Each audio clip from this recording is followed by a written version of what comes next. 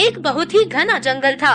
उस जंगल में बहुत से पेड़ थे, जिनमें से एक आम और एक पीपल का पेड़ बाकी के सभी पेड़ों से घना था। एक बार मधुमक्खी का झुंड उस जंगल में रहने आया। मधुमक्खियाँ छत्ता बनाने के लिए एक मोटा पेड़ तलाश कर रही थी। रानी मधुमक्खी की नजर एक पीपल के पेड़ पर पड़ी तो रानी मधुमक्खी ने पीपल के पेड़ से कहा, हे पीपल भाई, क्या मैं आपके इस घने पेड़ की एक शाखा पर अपने परिवार का छत्ता बना लूं? पीपल को कोई परेशान करे, यह पीपल को पसंद नहीं था। अहंकार के कारण पीपल ने रानी मधुमक्खी से गुस्से में कहा, हटो यहाँ से, जाकर कहीं और अपना छत्ता बना लो, मुझे परेशान मत करो। पीपल की बात सुनकर पास ही खड़े आम के पेड़ ने कहा, पीपल भाई, बना लेने दो छत्ता, ये तुम्हारी शाखाओं में सुरक्षित रहेंगी। पीपल ने आम से कहा, तुम अपना काम करो, इतनी ही चिंता है तो तुम ही अपनी शाखा पर छत्ता बनाने के लिए क्यों नहीं कह देते?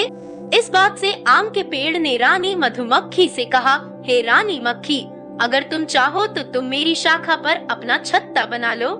इस पर रानी मधुमक्खी ने आम के पेड़ का आभार व्यक्त किया और अपना छत्ता आम के पेड़ पर बना लिया। समय बीतता गया और कुछ दिनों बाद जंगल में कुछ लकड़हारे आए। उन लोग को आम का पेड़ दिखाई दिया और वे आपस में बात करने लगे कि इस आम के पेड़ को काटकर लकड़ियाँ ले लिया जाए।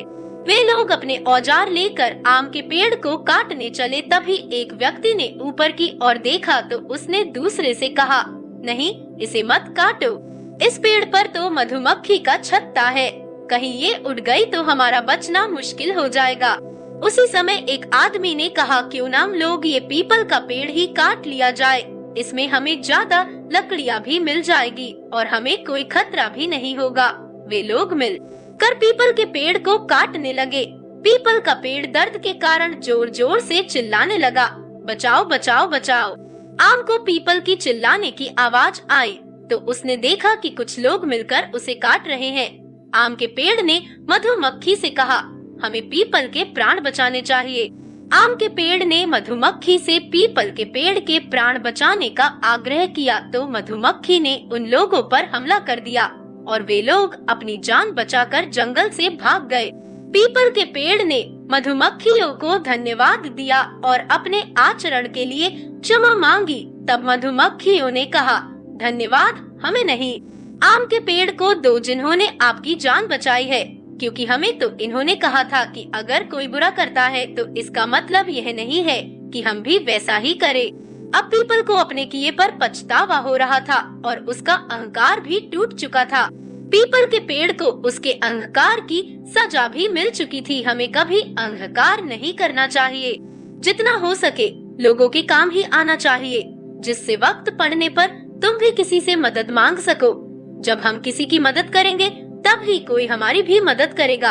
हमारे अच्छे कर्म हमें जीवन में बहुत सी परेशानियों से भी पार लगाता है। तो दोस्तों, यह प्रेरणादायक कहानी आपको कैसी लगी कमेंट करके जरूर बताना। मैं चाहता हूँ यह ज्यादा से ज्यादा लोगों तक पहुँचे, ताकि वह भी इस कहानी के माध्यम से सफलता के अद्भुत ज्ञान से परिचित और प्रेरित होकर जीवन में सफल इंसान बन सके। इसलिए इस कहानी को ज्यादा से ज्यादा शेयर करें